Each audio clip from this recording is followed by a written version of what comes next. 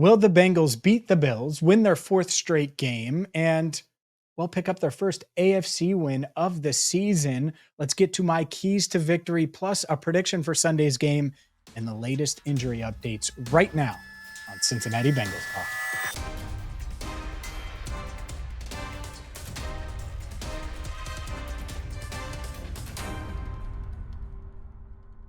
Hi again, everyone, and welcome in to CBT. I'm James Rapien of allbengals.com. Hit that subscribe button, ring the bell. Make sure you check out all of our videos from this week, including the video that Andrew did. And he was able to make it work where he was able to cut the music down, tone the music down for Jamar Chase. And if you missed Jamar Chase, well, no one has the audio like we do of Jamar Chase because Andrew put the time in. So check that out. Also check out Elise Jesse's sit down with Dak Notstein, Joe Burrow's personal trainer. It's a really, really good conversation. Good insight into Burrow, his mindset, his mentality, all of those things.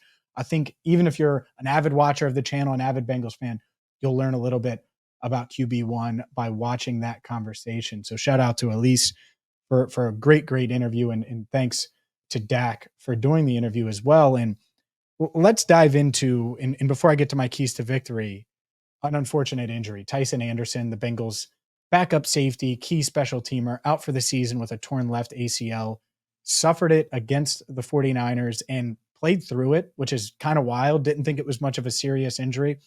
And they got him back. He obviously flew back to Cincinnati, and the MRI revealed an ACL tear. So he's out for the season.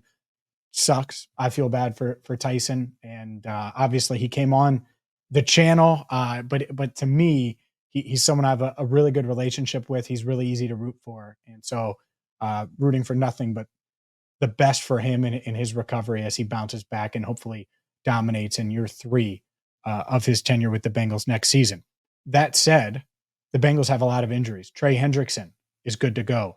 Joe Mixon, good to go. Orlando Brown Jr., good to go. Akeem Davis-Gaither, we'll see. We haven't seen him since Monday night, that Monday night matchup in week 3 against the Rams. He's been dealing with a knee injury. He's progressing.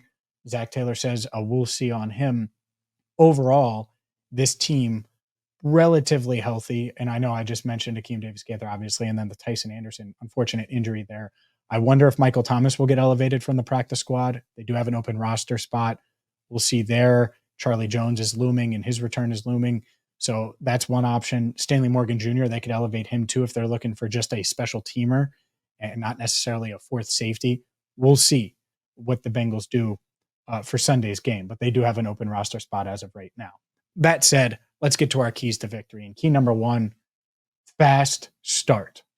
Getting off to a fast start is huge against this Bills team for a few reasons. One, the Bengals are just better when they get off to a fast start. It's just, even in the Seahawks game, they got off to a fast start and it died out on offense, but it kind of carried them. And it gave the defense confidence, even though they started out slow. So get off to a fast start on offense. The other part of this, the Bills, they're coming in with a chip on their shoulder, and they should. They got beat up against the Bengals in January in that playoff game, 27-10 on their home turf, home field. So if you're the Bengals, if you can get out to an early lead again, that doubt will creep into the Bills' minds a bit. And they obviously want to get off to a fast start in Buffalo just to show, hey, we're here to play. We're going to win and get revenge. You get off to a fast start. It alleviates that some. Key number 2, it's pretty simple. Don't let the Bills disrupt Joe Burrow. And they did a great job, this offensive line did, and just the Bengals offense is a protection package overall. And that includes tight ends, running backs, receivers to a degree. From protection-wise, they don't do that much, but and I actually think the receivers could be better blocking-wise on those screens and those stretch plays and different things like that. But I think they did a heck of a job protecting Joe Burrow last week. And so can and will we see that again this week? I think that's a question, certainly, but it's one that you certainly hope they can get done, because Von Miller isn't the old Von Miller, still a good player, but he isn't the old Von Miller as of right now as he works his way back from a pretty serious injury.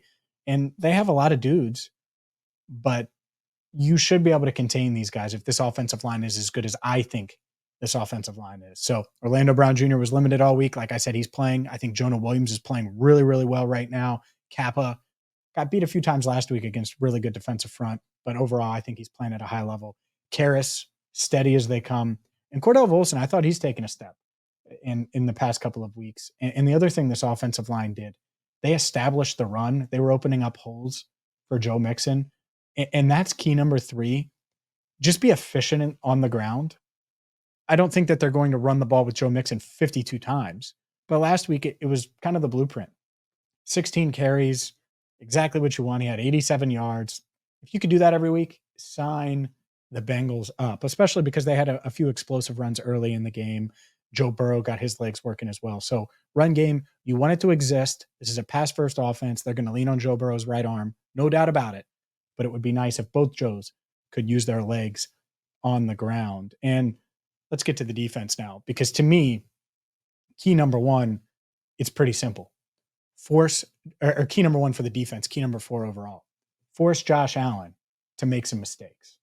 And he's been a bit better. My podcast co-host on Locked On Bengals, Jake Lisco, looked at all the turnovers and turnover-worthy plays, and he's been better at that aspect, not being at fault for the turnovers. He has turned the ball over some this year.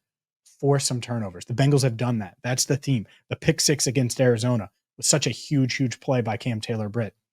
Obviously, the turnovers that they forced the following week, including Cam Taylor-Britt's interception, but against Seattle, the turnovers on downs, all of that was huge.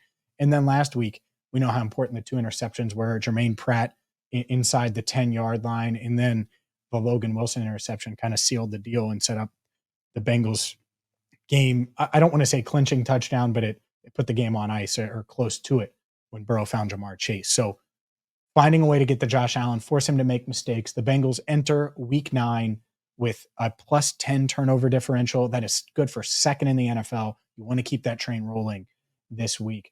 And then the other element here for this defense, don't let 2 guys beat you. The first of which, Stephon Diggs. Obviously, Stephon Diggs is a great player. He's going to get his, but you don't want him to take over the game. They have Gabe Davis as well, and I think he should be on their radar some. But the other guy I'm eyeing, and you'll remember him from draft time, Dalton Kincaid. He's starting to come into his own. He's starting to make plays, and that will change this Bills offense if Kincaid can be a playmaker in the passing game. And obviously, that's what they did when they drafted him. They thought he was going to be that. They used the 27th pick on him. The Bengals picked 28th. We saw what George Kittle did last week. You do not want Kincaid to have a big day, because what it's going to do if he does is it's going to open things up for Stephon Diggs, Gabe Davis, maybe the running game, and James Cook, who is a solid receiver out of the backfield as well. So contain those 2 weapons. I think that's a big, big factor for this Bengals team. And obviously that goes with limiting the big play as well. So we'll see if they can limit the big play. Up next, I'm going to get to my prediction for this game, so stay tuned for that. But today's video is brought to you by MyBookie. When your money's on the line, choose a trusted sports book that gives you tools to win, like MyBookie. Right now, the Bengals are 2-point favorites, according to MyBookie, and the over-under, well, it's huge. 50.5 is the over-under right now for Sunday night's game. I still like the over. Maybe I'm dead wrong on this, and I usually don't make picks when it comes to overs and unders, but that's the beauty of MyBookie, is whether it's props, it's odds, it's betting lines, it's over-unders, they have you covered. And right now, they're going to offer you a no-strings-attached cash bonus that lets you deposit and withdraw quick. All you have to do is use promo code BengalsTalk on your first deposit and receive up to $200 in cash. That's promo code BengalsTalk to claim your own cash bonus now. Again, MyBookie.ag, promo code BengalsTalk. Bet anything, anytime, anywhere, only with MyBookie. This Bengals-Bills matchup should be the game, maybe not the game of the year, one of the games of the year. I expect fireworks. I have high expectations for this game. On one hand, you have a Bengals team that is surging. Joe Burrow is healthy. They are confident. The defense is playing well. I think this is the best offensive line that the Bengals have had in the Joe Burrow era. On the flip side, you have a Bills team that has every reason to come out and show that they are better than the Bengals. They should be as motivated as any team in the league this week after what happened to them in the playoffs in January. After really having an up and down start to the 2023 season. And obviously they dominated the Dolphins, but they've had some ugly, weird losses that you wouldn't predict. And so one team's 4-3, the other's 5-3. I think this is going to be a shootout. Josh Allen's going to make some big plays. I think Dalton Kincaid will be in the mix. Stephon Diggs will make some plays. On the flip side, I think this Bengals offense is starting to cook. And the defense for the Bengals, I think, makes one more play than the Bills offense, or one more play than the Bills defense, however you want to look at it. I think they force that extra turnover or that extra pass breakup on third down to get Joe Burrow the ball just one more time than Josh Allen. And the Bengals, they find a way in what is going to be a crazy, wild, back and forth game with a bunch of big plays. 34-31, the Bengals get it done and improve to 5-3 on the season. We'll see if they can. If they will, they certainly can. We'll see if they will. But I think that this is going to be a really, really fun game. Like I said, I'm leaning over. I may be dead wrong on that. Maybe it's in the mid-20s and it's a 27-20 type game or 27-23 type game and the under hits. But I'm taking the over. I think this is going to be a shootout where both offenses have big plays and create big plays. The Bengals defense just makes one more play with the game on the line, which we've seen time and time again, to get the win 34-31. We're going to be at the game on Sunday night, so make sure you hit that subscribe button, ring the bell, because we're going to have you covered Sunday day with our game preview hopefully before all the games start. Like I said, I'll be at Holy Grail Banks with 700 WLW from noon to 3 broadcasting there. So if you're tailgating, if you're out and about, come say hi, and certainly watch our pregame video that will get you all set for Bengals Bills under the lights. Check out all of our videos this week. And until next time, for Andrew Fox Miller, our channel coordinator, I'm James Rapien, signing off for now on CBT, Cincinnati Bengals Talk.